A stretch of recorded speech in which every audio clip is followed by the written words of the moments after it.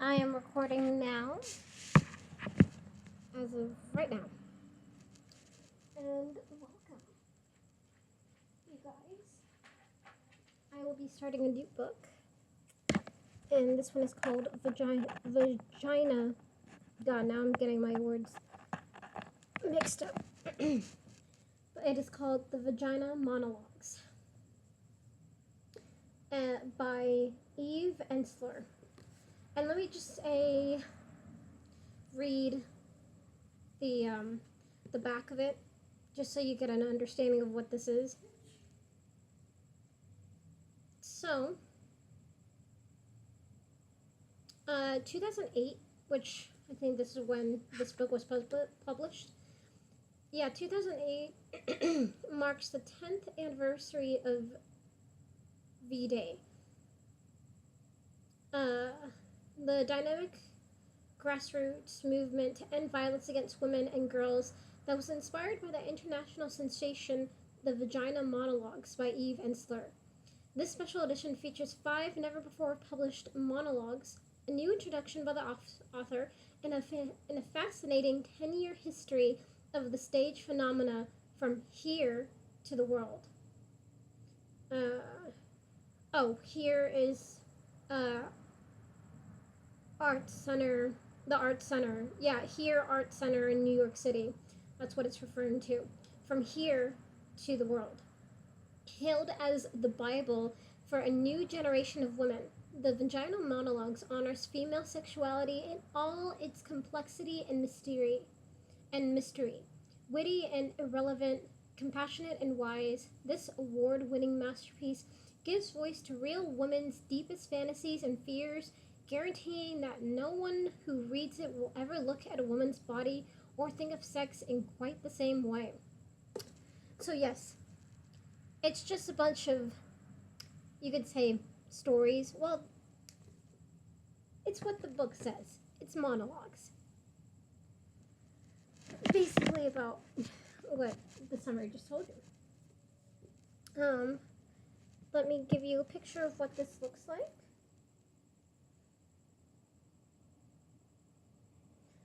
Funny thing about how I acquired this book, I was telling Chandler, I came to this book because I heard my friend was reading it, and he said it was very good because he was reading it for a class.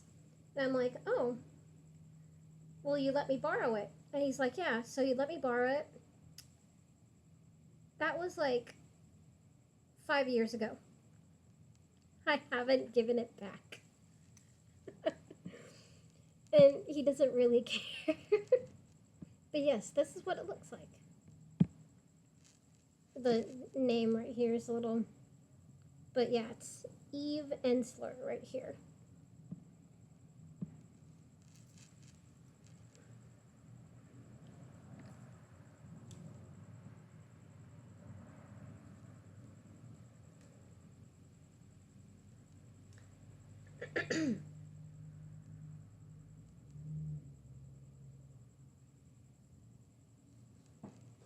Okay, hold on just 1 second and then we'll get started.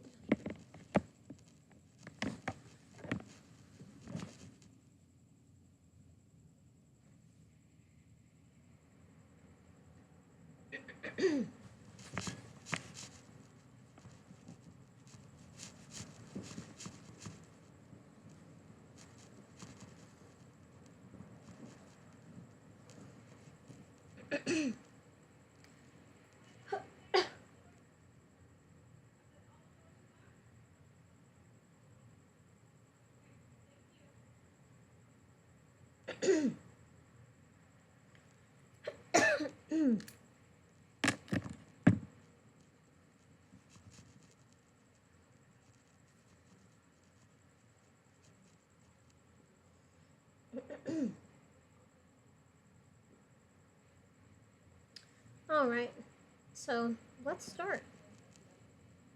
Let's start this amazing journey of a book.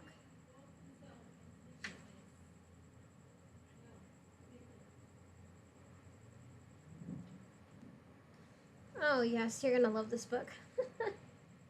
So, Before it begins, and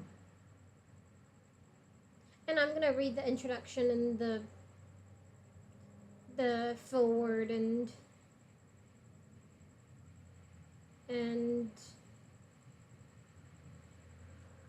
yeah, just because you need to know, people need to know the struggles of being a woman, and this introduction is perfect. Um, I haven't read this book in a while, but I remember it being just great.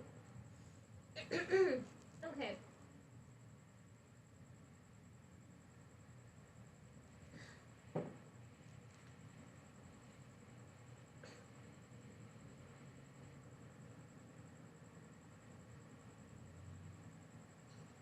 Oh, maybe I might have just time for the introduction and the. Well, we'll see how far it goes.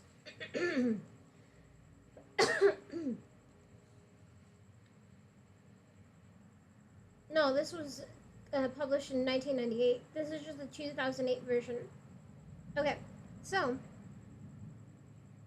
this is for Ariel, who rocked my vagina and exploded my heart. Yes, that's what it says. In memory to my dear friend Bob Fennell, he protected me and brought me forward. I miss you.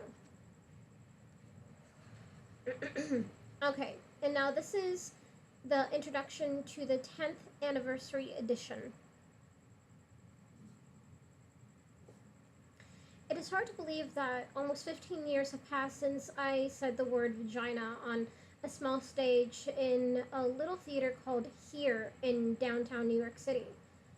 When I first read these monologues, my most pressing concern was being able to get the words out of my terrified mouth. I certainly would not have conceived then what would follow in terms of both a movement to end violence against women and girls and the life of the Vagina Monologues itself. I had no intention of even writing a play. I was already a way downtown playwright. I assumed a play about vaginas would permanently secure that status. If I have learned anything in this past 15 years, it is how to hold two opposite thoughts at the same time. The most radical play I had ever written turned out to be the play that was accepted and invited into the mainstream. Saying the word I was not supposed to say is the thing that gave me a voice in the world. Revealing the very personal stories of women and their private parts gave birth to a public, global movement to end violence against women and girls called V-Day. In terms of existing in the world of opposites, I see now that living between the Vagina Monologues and the V-Day movement, between the ambiguous energy of theater and the less nuanced world of activism, has both stretched and inspired me. The art has made the activism more creative and bold, and the activism has made the art more sharply focused, more grounded, more dangerous.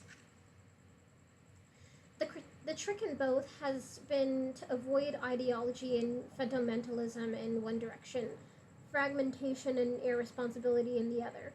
The trick has been to lay a certain groundwork, i.e., the play, the intention of the movement, and then to trust individuals and groups to bring their own vision, culture, and creativity to the experience. The trick has been to create something that is both concrete and fluid, something that can spread quickly and yet has integrity, something that is owned and changed by many and has certain ingredients and laws that allow its adaptability. The trick has been to live in the contradictions while maintaining principles, beliefs, and purpose.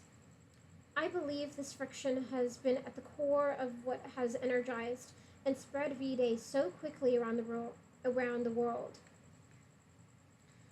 The excitement and danger of speaking the word, of performing the play in tiny villages or conservative cities with unlikely performers, ministers and doctors and telephone workers and members of parliament, And in unusual venues, churches and synagogues, women's living rooms, stadiums, factories, has propelled the play to be performed in 45 languages and in 119 countries, raising nearly $50 million through grassroots efforts to end violence against women and girls.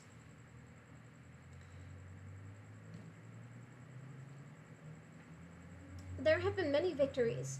Women speaking the word where it had never been uttered. Women standing up against local and national governments, religious forces, religious forces, parents, husbands, friends, university administrators, college presidents, and the voices inside them that judge and censor. College students across the world making V-Day a radical annual event. It's been noted that there are two things on every college campus: a Starbucks and a V-Day. That is true. That is so true. Uh, Women reclaiming their bodies and telling the stories of their own violations, desires, victories, shame, adventures. Women finding their power, their voice, their leadership ability, and by becoming accidental activists. Women finding one another, standing up for women in other parts of the world, releasing memories that have numbered their bodies and depleted their energy. Women standing on stage, on edge, in reds and pinks with New York accents, Southern accents, African accents, Indian accents, and British accents, speaking, screaming, whispering, laughing, and moaning. There are so many tales, so many images. A group of about 30 comfort women. Um, I guess there's a comfort women's page. Hold on.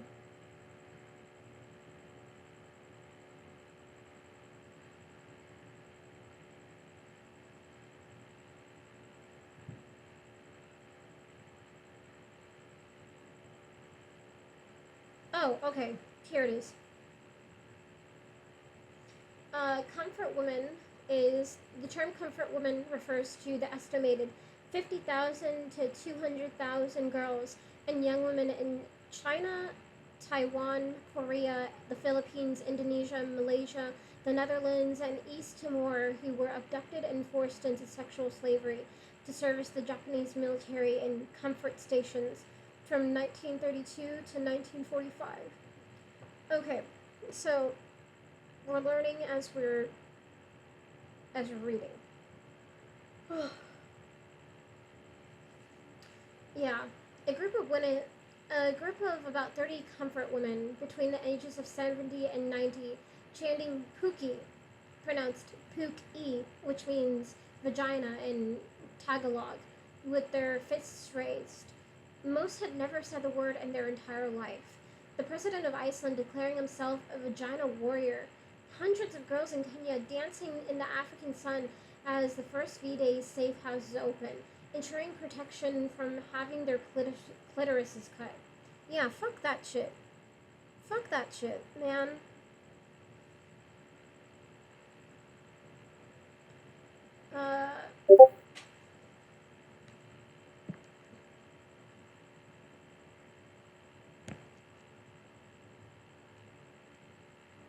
Yeah, fucking mutilation right there.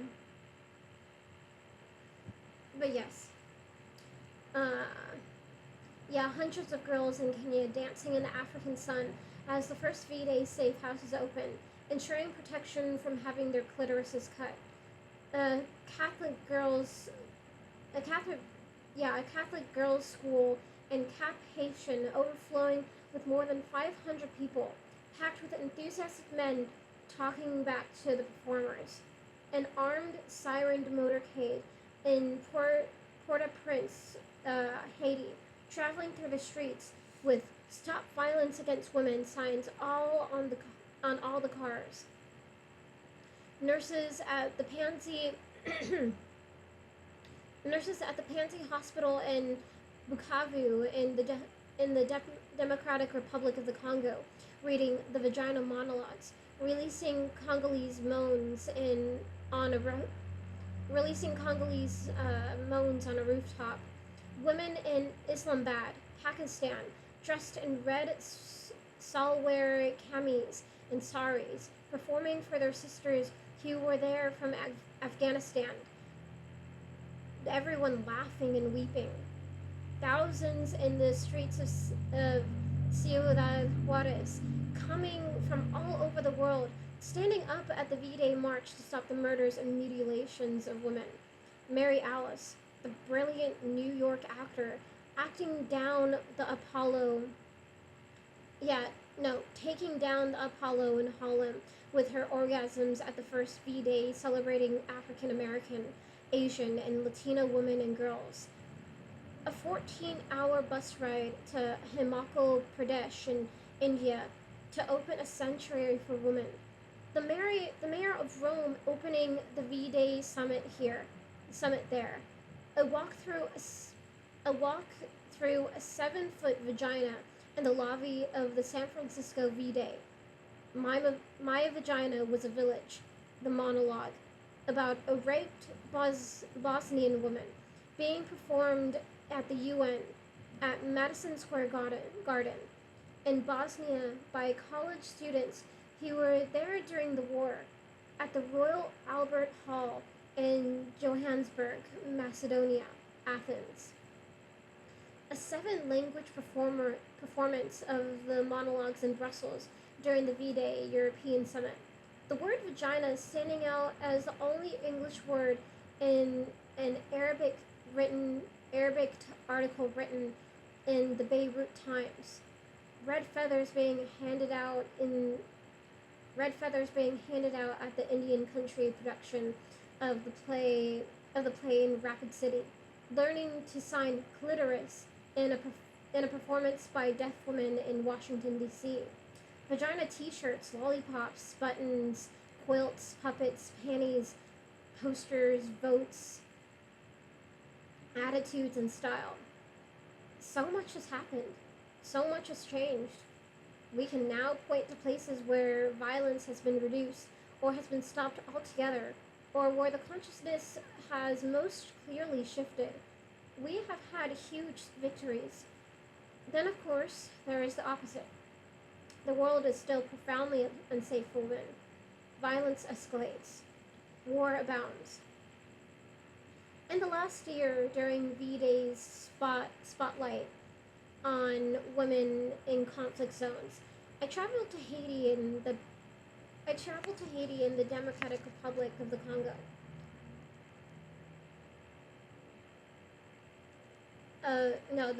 The Democratic Republic of Congo.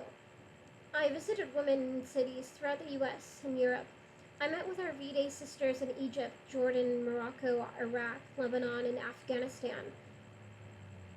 In Haiti, I found that rape, a tool used in war there, is now essentially normalized and rampant.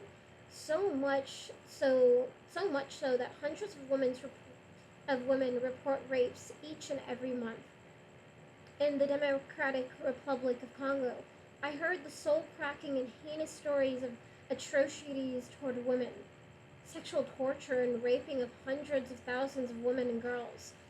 Throughout North America and Europe, I am still hearing the stories of women being raped in colleges, beaten in their homes, trafficked, and sold in the streets.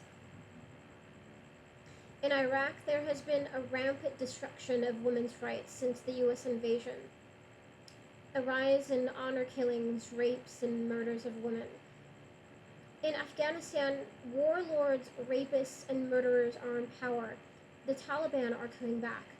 Girls are afraid to go to school. Women teachers are being murdered.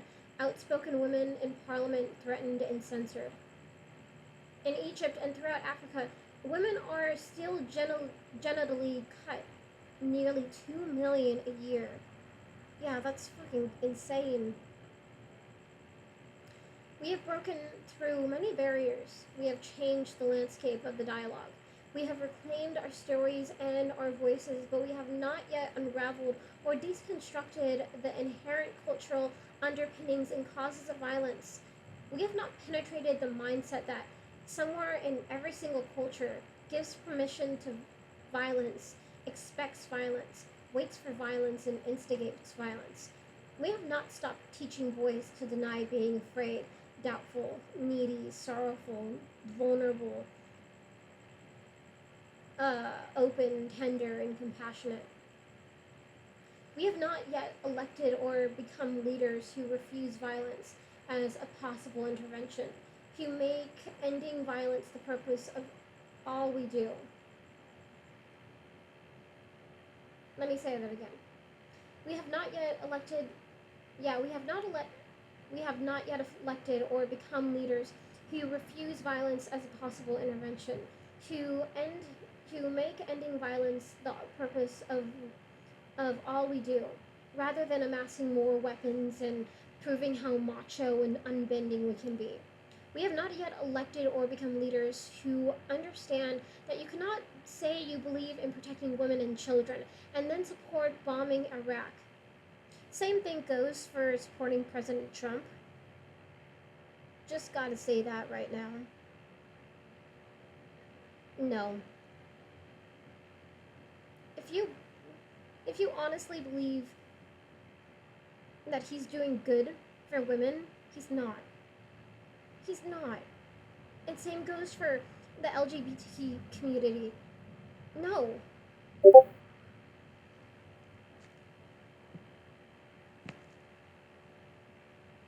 It's not. Really. You gotta do some research, people. Yep. And if this offends you, I'm sorry that you're stupid.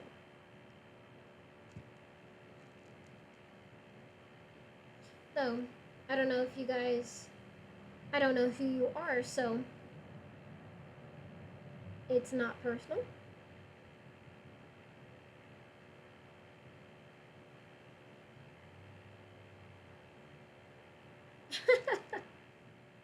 Oh, yeah. Isn't snowflake a term that conservatives created to own the libs?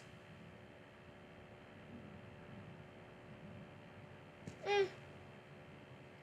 But yes. You can't say you support women and children if you support the current president of the United States. Becoming.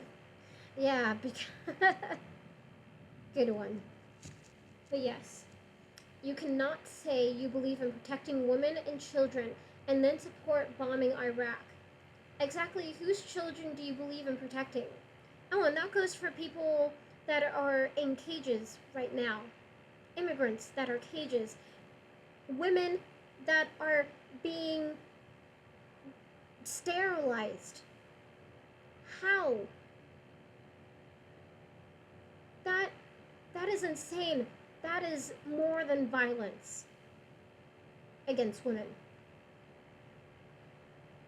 And that is just wrong.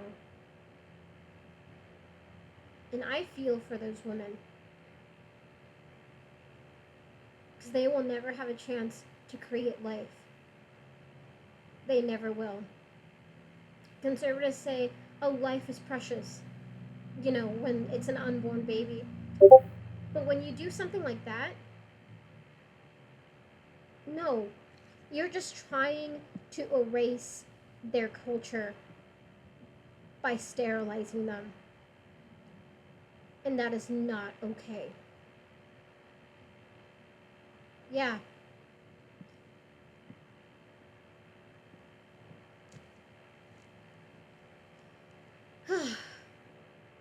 Yes.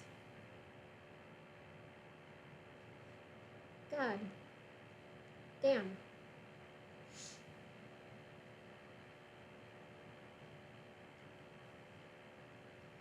Okay. So, yes. Exactly whose children do you believe in protecting? We have not yet elected or become leaders who understand that the mechanisms of occupation, domination, and invasion operating on an international level also influence and direct what happens in the home of a on a domestic level.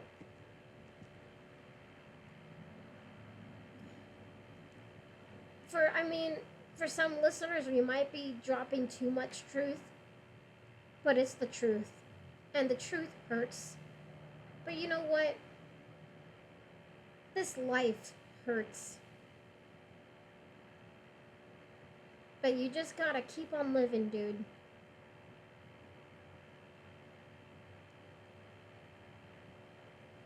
The truth hurts. But I think being ignorant or being lied to behind or in front of you hurts even more.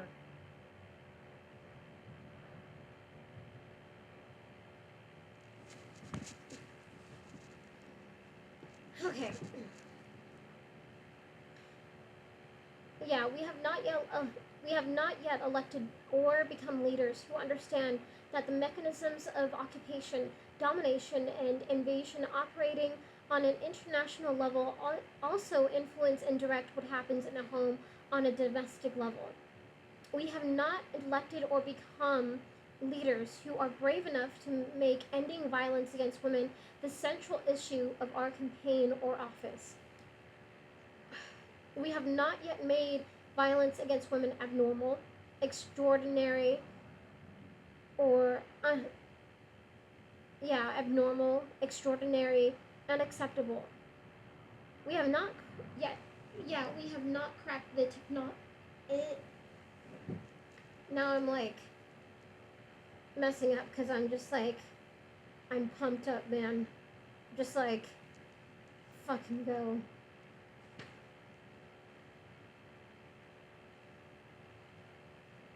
Okay.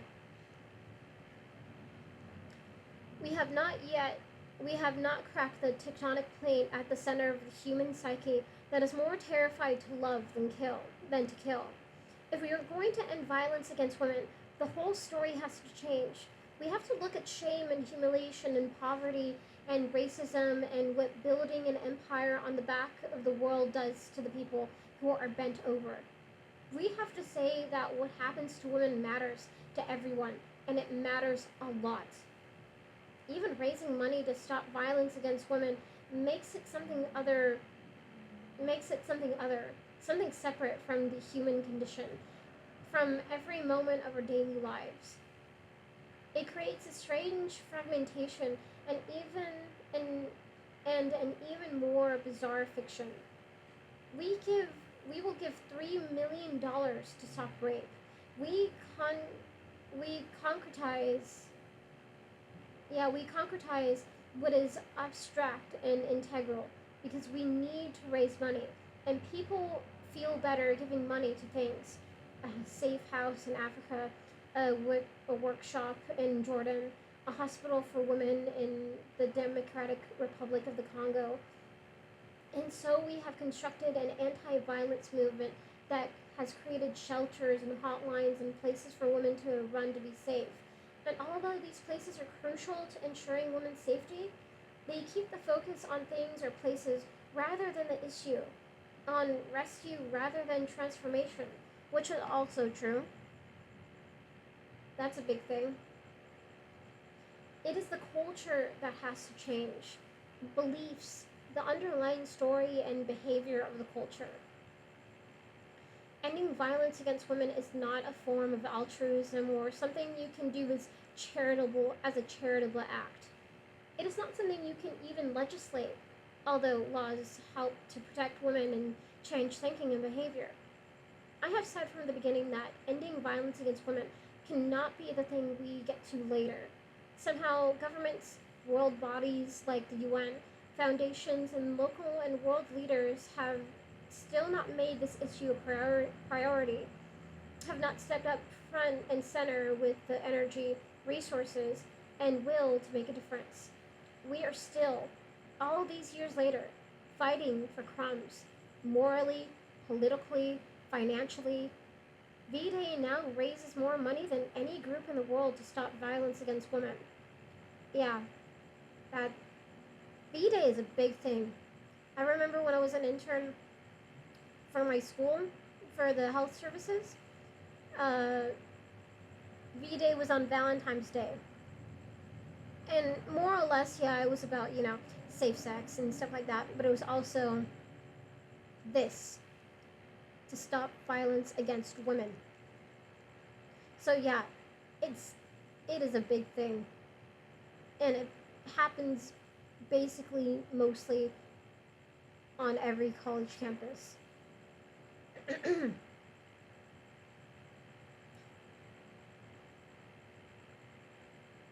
Yeah, V-Day now raises more money than any group in the world to stop violence against women. This is not good news. In 1 year, we raised $4 to $6 million. That is the cost of 10 minutes of the war in Iraq. 1 out of 3 women on the planet will be beaten or raped. You do the math. Women are not some marginalized, insignificant group. We are more than half of the world's citizens. What happens to us determines everything. If we are beaten and traumatized, our children will hold that in their DNA and grow up manifesting that in who they become. If our esteem is destroyed, our daughter's self-confidence will be hard won and impossible to come by.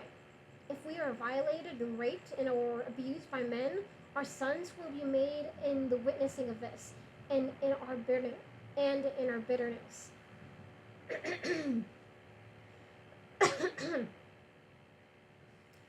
Ending violence against women is actually about each of us being willing to struggle to be a different kind of human being. It means not accepting force as a method of coercion and oppression in our homes and in our world. But really it means examining what is at the root of what needs. But really it means examining what is at the root of that need for force. Why are women still muted, controlled, silenced, weakened, and contained? What would happen if we were safe and free? Ending violence against women means opening to the great power of women, the mystery of women, the heart of women, the wild, unending sexuality and creativity of women, and not being afraid. Eve Ensler, 2007.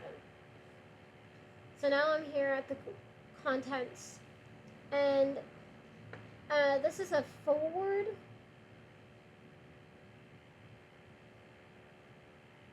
And then there's a preface. So I'll read those and see where I am. Because I think I might just read those and then we'll get to the actual book later. Because the actual, monologues, they don't have, chapter names. So I'm going to have to figure out how I'm going to do that.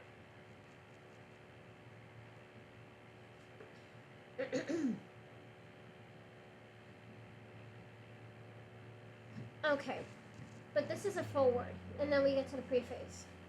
So the foreword is by Gloria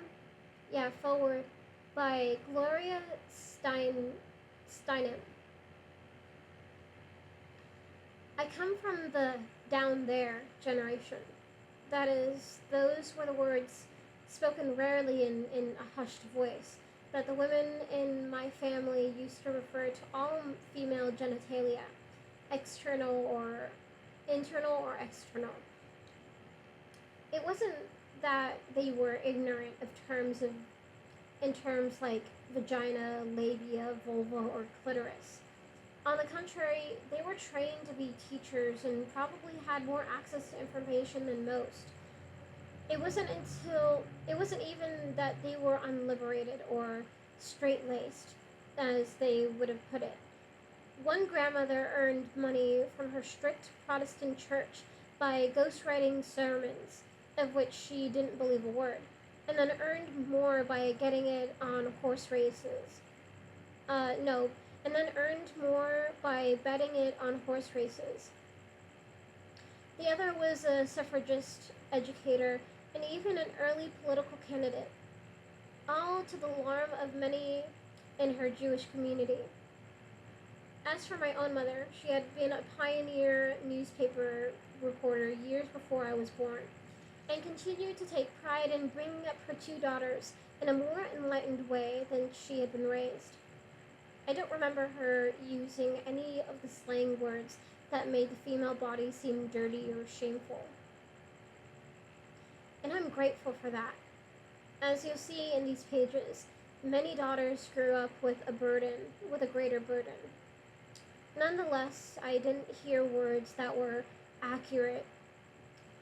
Nonetheless, I didn't hear words that were accurate, much less prideful. For example, I never once heard the word clitoris. It would be years before I learned that females possessed the only organ in the human body with no function other than to feel pleasure.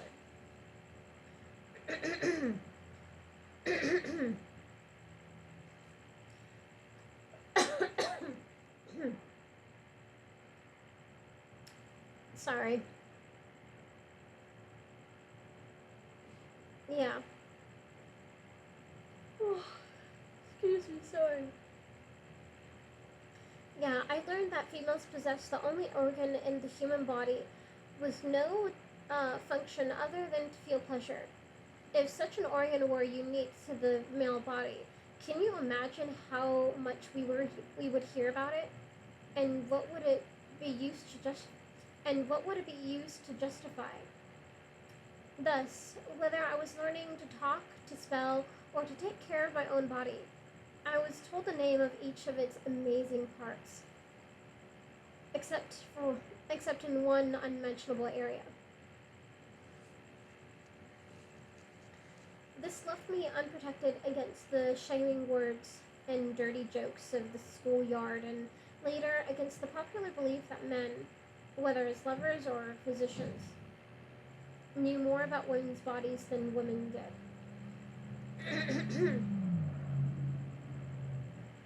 Excuse me, sorry.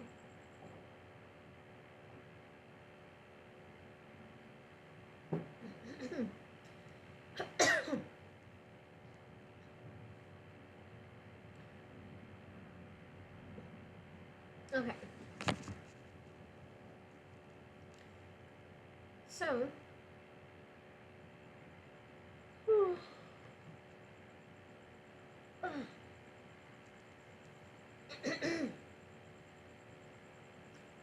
so sorry, man.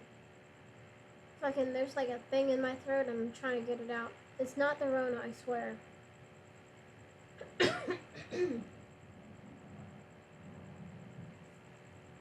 probably because I'm talking too much.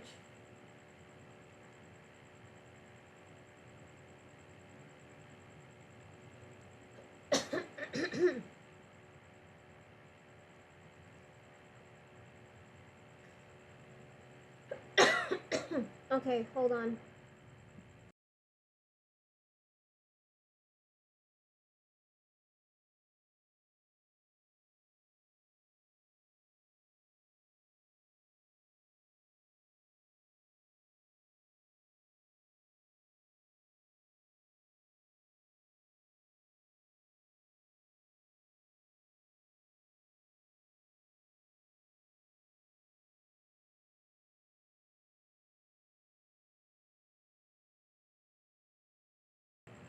Okay, yeah.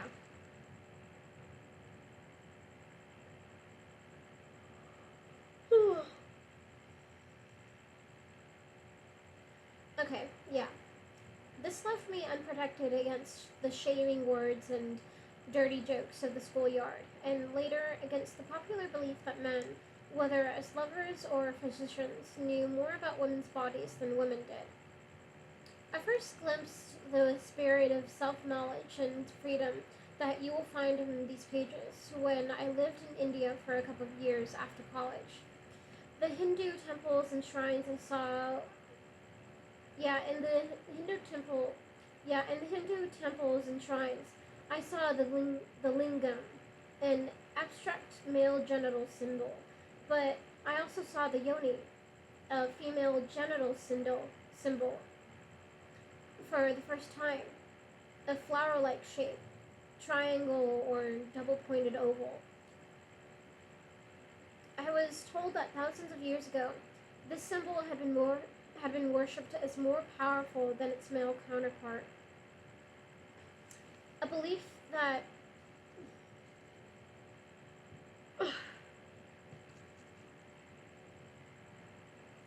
yeah, oh, a belief that carried over into Tantrism, whose central tenet is male's inability to reach spiritual fulfillment except through sexual and emotional union with women's superior spiritual energy. It was a belief so deep and wide that even some of the women excluding monotheistic religions that came after retained it in their traditions, although such beliefs were and still are marginalized or denied as heresies by mainstream religious leaders. For example, Gnostic Christians worshipped Sophia as the female Holy Spirit and considered Mary Magdalene the wisest of Christ's disciples. Tantric Buddhism still teaches that Buddhahood resides in the vulva. The Sufi mystics of Islam believe that fana, or rapture, can be reached only through can be reached hold on. Yeah, the Sufi mystics of Islam believe that fana, or rapture, can be reached only through Fravashi, the female spirit. The Shekinah of Jewish mysticism is a version of Shakti, the female soul of God, and even the Catholic Church included forms of Mary worship that focused more on the mother than on the son. In many countries of Asia and Africa and other parts of the world, where gods are still depicted in female as well as in male forms, altars feature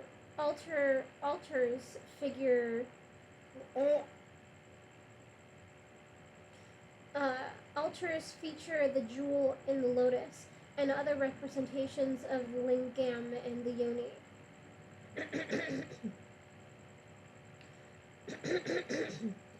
Hold on.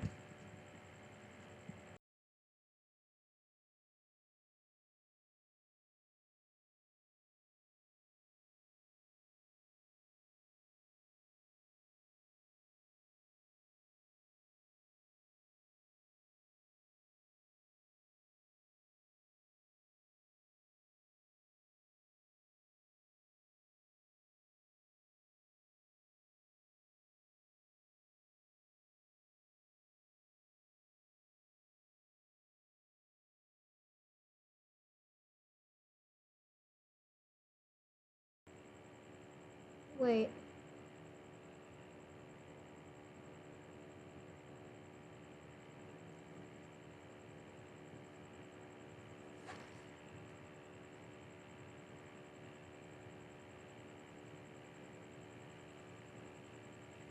Wait a minute. Is there a way to go back on this thing? I think I might have kept myself muted from the first time, though I'm not sure. God damn it.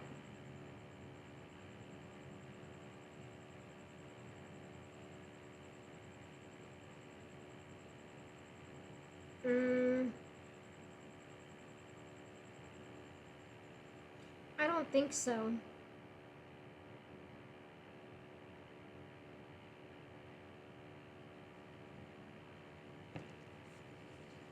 I don't know where I stopped the first time.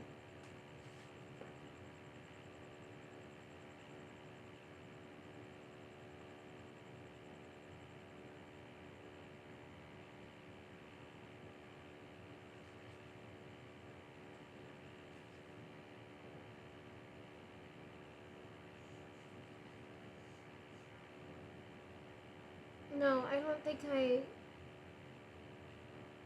God damn it.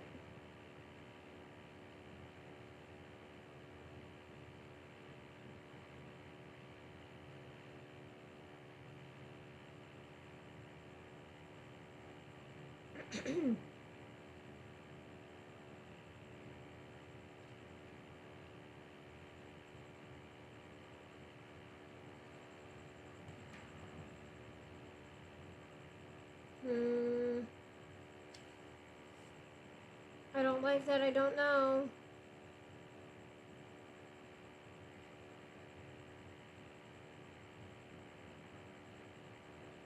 I can always combine the two videos. Okay, so when I first started having that coughing fit, in the OBS, I just muted myself, right? But I don't know if I kept myself muted. And then when I had that other coughing fit just like a couple seconds ago, I think I might have muted myself again.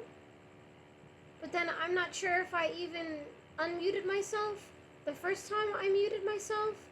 And now I'm like, shit.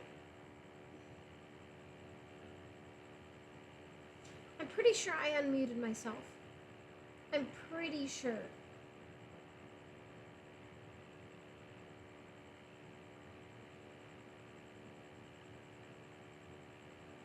But I'm gonna be super angry. Oh, I can check this video later. No, I don't know if there's a way to check back. I think the stream has to be, the recording has to be done.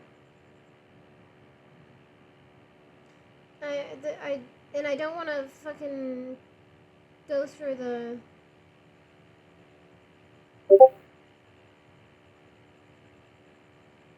Yeah, but then it takes too long and I don't like...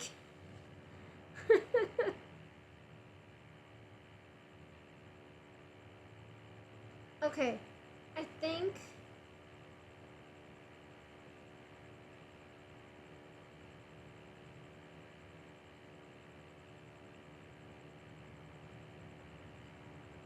Oh, Jesus.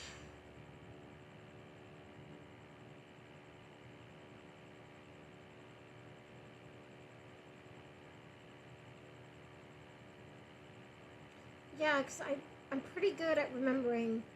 But now I don't remember. Now it's ticking me off.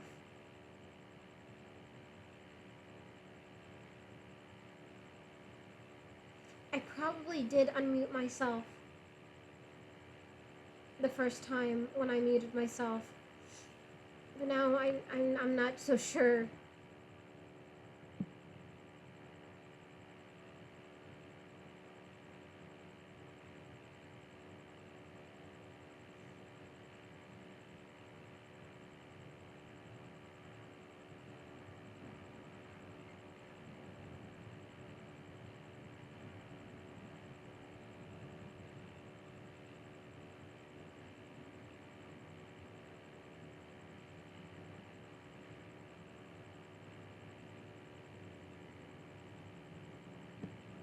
Yeah.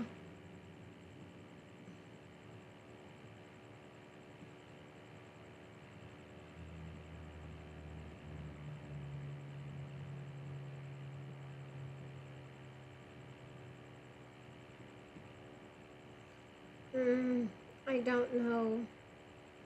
I don't know.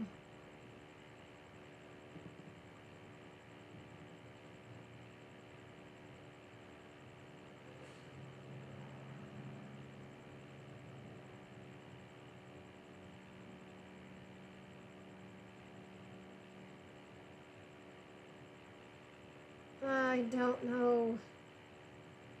I'm going to say I did unmute myself and then I just muted myself again and then muted myself back. Unmuted myself. So that I wasn't muted the whole time. So I'm pretty sure I wasn't muted the whole time. But for whatever reason, I am very unsure of that. But I'm pretty sure I'm good. And if not, the people can tell me in the comment section. Let me move this like closer in front of me so that way I can see the voice, the audio. God damn it. Again with my fucking throat.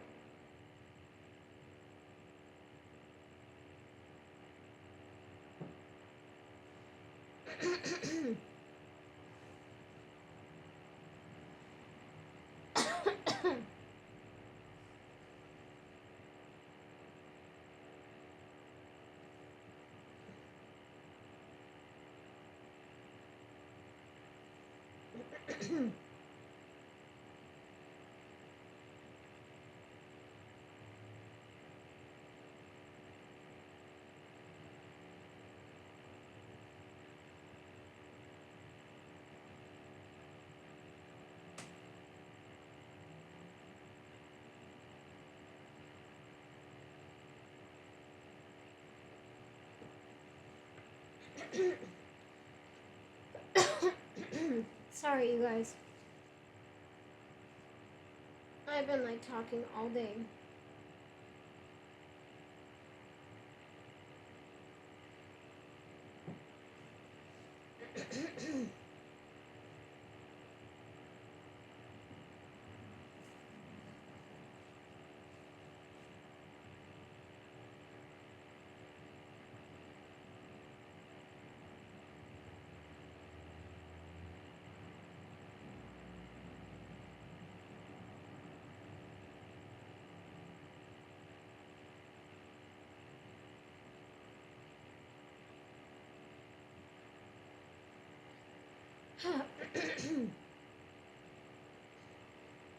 There we go. Sorry. Okay, back to where I was. So, if it proves that I was muted the whole time, please comment below, and maybe I'll do something about it.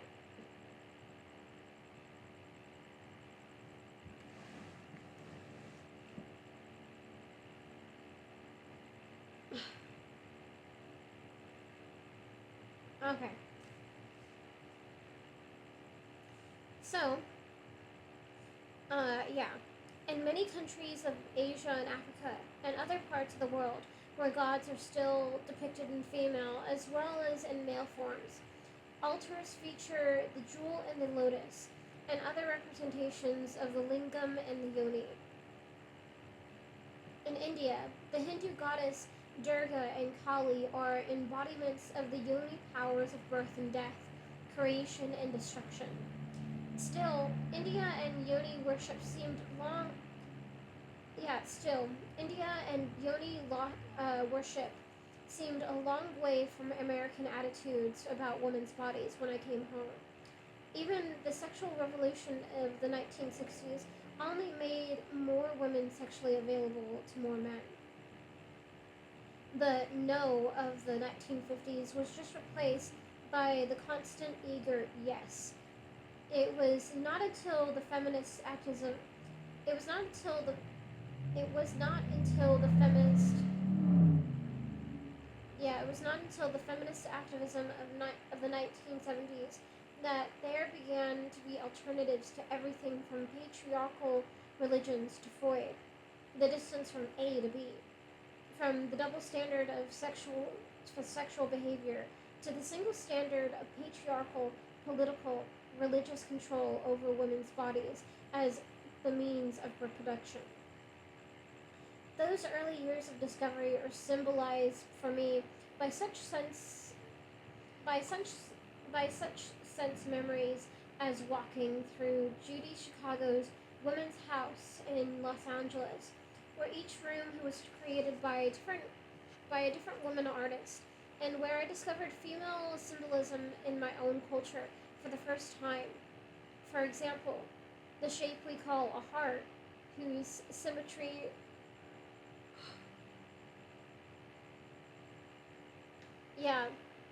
For example, the shape we call a heart, whose symmetry resembles the vulva more than the asymmetry of the organ that shares its name, is probably a residual female genital symbol. It was reduced from power to romance by centuries of male dominance. Or sitting in a New York coffee shop with Betty Dodson. You will meet her in these pages, trying to act cool while she electrified eavesdroppers with her cheerful explanation of masturbation as a liberating force. Or coming back to Miss Magazine to find among the always humorous signs on its bulletin board, "It's 10 o'clock at night. Do you know where your clitoris is?"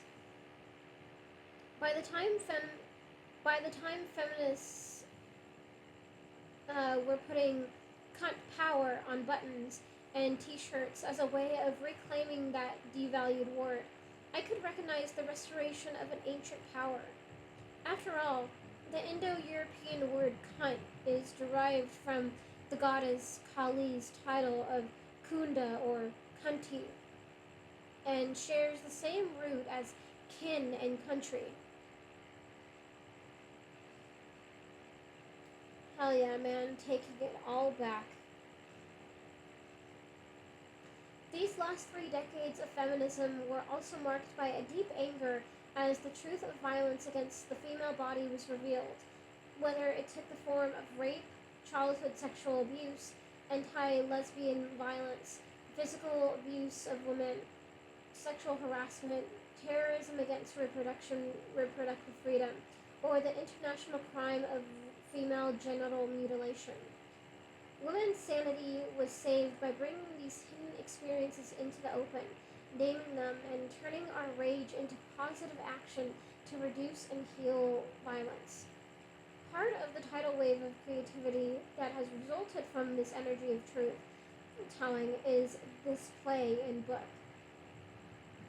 When I first went to see Eve Ensler perform the intimate narratives of these pages, gathered from more than 200 interviews and then turned into poetry for the theater, I thought, I already know this.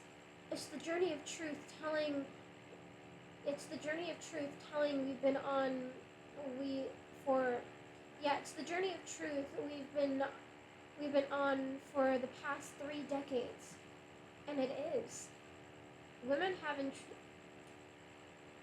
women have entrusted her with the most intimate experiences, from sex to birthing to the undeclared war against women to the new freedom of love between women.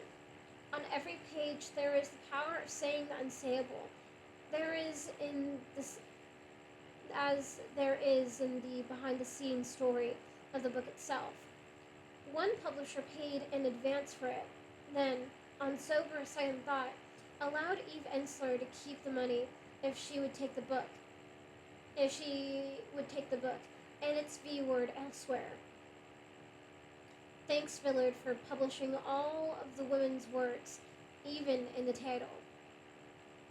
But the value of the Vagina Monologues goes beyond purging the past, full of negative attitudes. It offers a personal, grounded in the body way of moving toward the future. I think readers, men as well as women, may emerge from these pages not only feeling more free within themselves and about each other, but with narratives to the old patriarchal dualism of feminine, masculine, body, mind, and sexual and spiritual that is rooted in the division of our that is rooted in the division of our physical selves into the part we talk about and the part we don't. If a book with vagina in the title seems a long way from such questions of philosophy and politics, I offer one more of my belated discoveries. In the 1970s, while researching in the Library of Congress, I found an obscure history of religious architecture that assumed a fact as if it were common knowledge. The traditional design of most patriarchal buildings of worship imitates the female body. Thus, there is the outer and inner entrance, the labia majora and labia minora, a central vaginal aisle toward the altar, two curved ovarian structures on either side, and then in the sacred center, the altar or womb, where the miracle takes place, where males give birth. Though this comparison was new to me, it struck home like a rock down a well. Of course, I thought, the central ceremony of patriarchal religions is one in which men take over the yoni power of creation by giving birth symbolically. No wonder male religious leaders so often say that humans were born in sin, because we were born to female creatures. Only by obeying the rules of the patriarchy can we be reborn through men. No wonder priests and ministers in skirts sprinkle imitation birth fluid over our heads, give us new names, and promise rebirth into everlasting life. No wonder male priesthood tries to keep women away from the altar, just as women are kept away from the control of our own powers of reproduction. Symbolic or real, it's all devoted to controlling the power that resides in the human body, in the female body. I know I've read this like a while ago, but I forgot this part, and that just astounds me, amazes me. Since then, I've never felt the same estrangement when entering a patriarchal religious structure.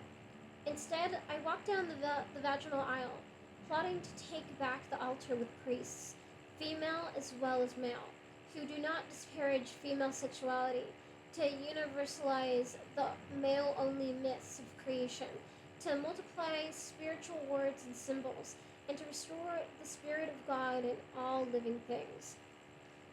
If overthrowing some 5,000 years of patriarchy seems like a big order, just focus on celebrating each self-respecting step along the way.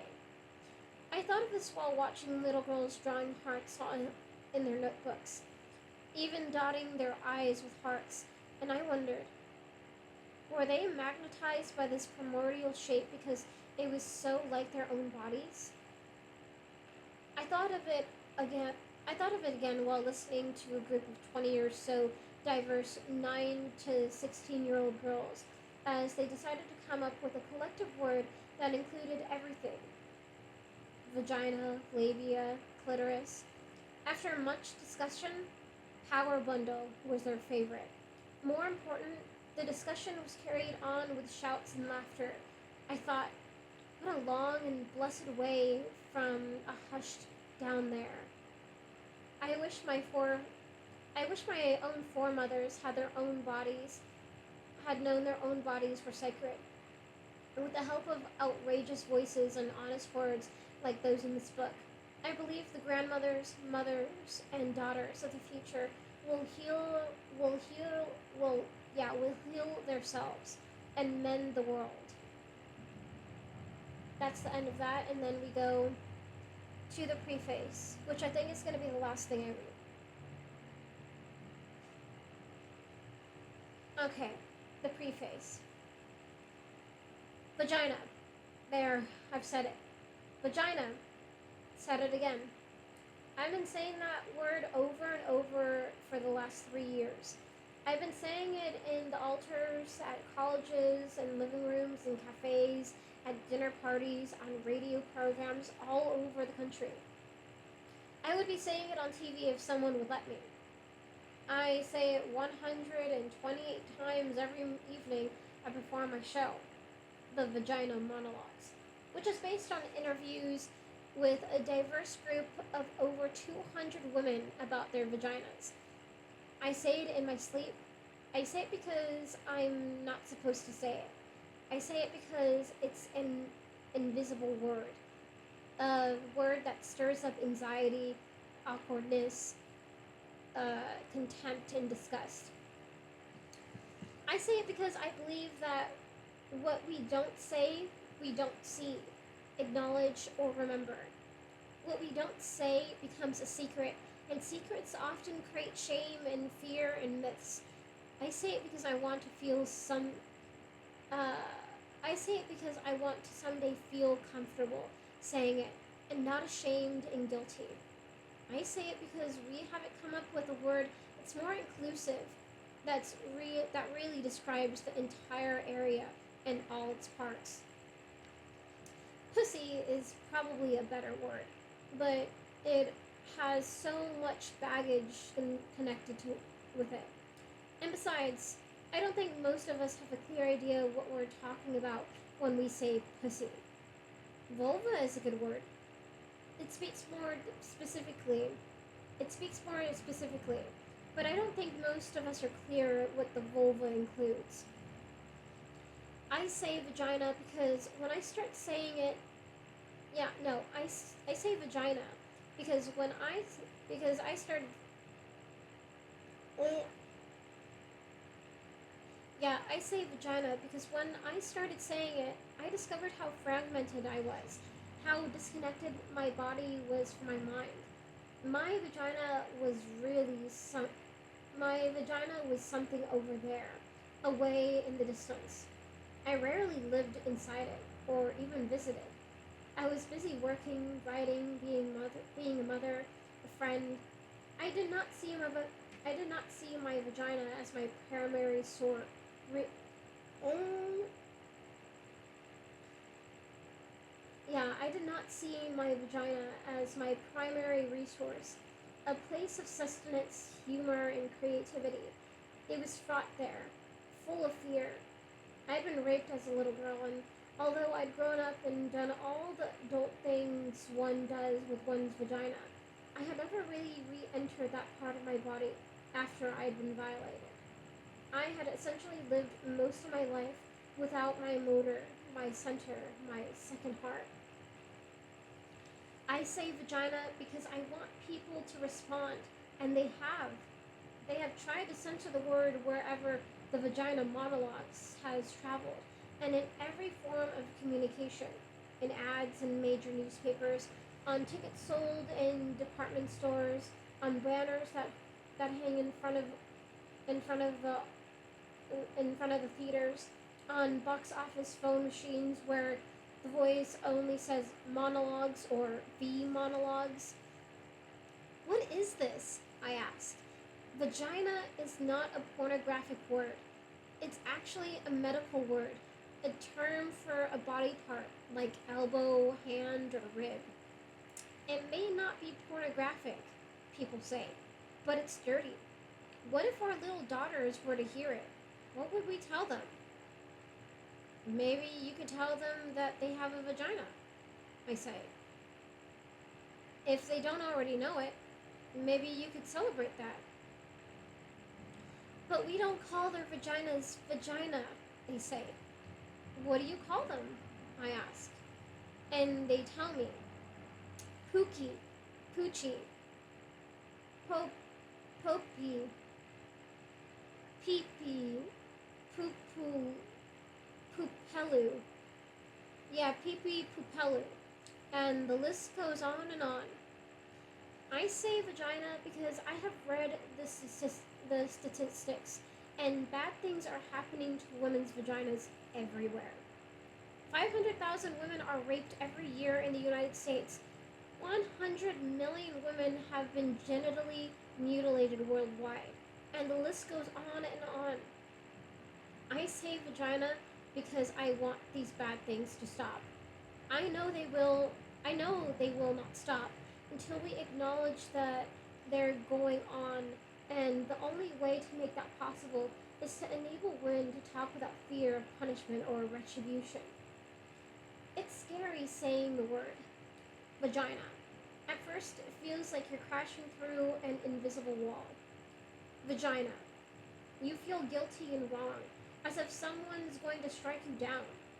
Then, after you say the word the 100th time or the 1000th time, it occurs to you that it's your word, your body, your most essential place. You suddenly realize that all the shame and embarrassment you've previously felt saying the word has been a form of silencing your desire, eroding your ambition. Then you begin to say the word more and more. You say it with a kind of passion, a kind of urgency, because you sense that if you stop saying it, the fear will overcome you again and you will fall back into an embarrassed whisper. So you say it everywhere you can. Bring it up in every conversation. You're excited about your vagina. You want to study it and explore it and introduce yourself to it and find out how to listen to it and give it pleasure and keep it healthy and wise and strong. You learn how to satisfy yourself and teach your lover how to satisfy you. You're aware of your vagina all day, wherever you are, in your car, at the supermarket, at the gym, in the office.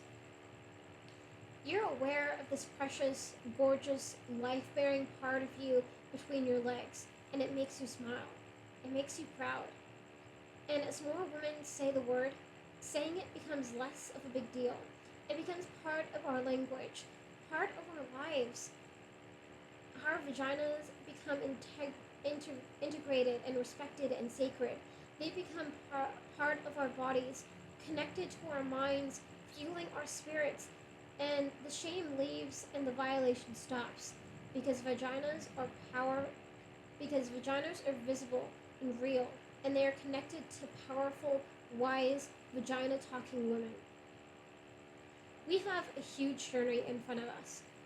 This is the beginning. Here's the place to think about our vaginas, to learn about other women's vaginas, to hear stories and interviews, to answer questions and to ask them. Here's the place to release the myths, the shame, and the fear. Here's the place to practice saying the word, because, as we know, the word is what propels us and what sets us free. Vagina. And we will start the book another day. But yes, as you can see, this book has so much emotion. And there will be funny stories, there will be sad stories, there will be maddening stories. I remember it's just all in the spectrum. But it is a great book. And I hope you enjoy it as much as,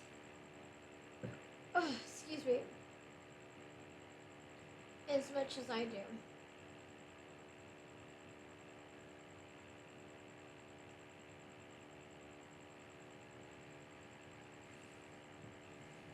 Okay. But yes. Thank you. And I will see you next time, my lovelies. Bye-bye.